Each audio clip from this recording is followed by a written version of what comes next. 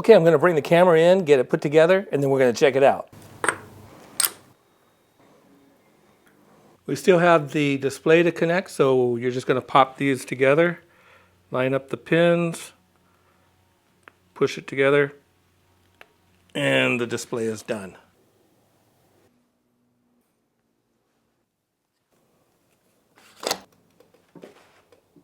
Important tip, when you remove this from the forks, make sure you keep this part that slid from here.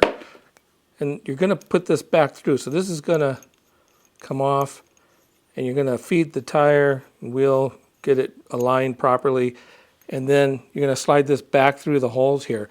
And it's important that this piece here goes on the side with the brakes, because it is notched. It has a notch in it, and it's going to fit in a groove on the other side so it doesn't turn while you tighten this side up. So first I'm going to take the wheel and the brakes. I'm going to line everything up, get it slid in there, and once I have it in there, I'm going to slide this post back through to a certain point. Just enough to kind of hold it in there. Now I'm going to take this notched nut here, and I'm going to feed it into the other side to the grooves so it holds into place. And then I'm going to push this through a little bit more and start turning it to tighten it into that nut. Get it as far as you can, and then once you can't do it anymore, go ahead and get a wrench and go ahead and tighten it up some more. So now you don't have to worry about the other side turning because that notched nut is right there in the fork. Just go ahead and tighten it up real good. Okay, it's time to put on the pedals. Just take note that the left pedal is going to screw on counterclockwise while the right side is going to go clockwise. And you're going to need the 15-inch wrench that Ride1Up has supplied in the accessory kit. So let's go ahead and put these on.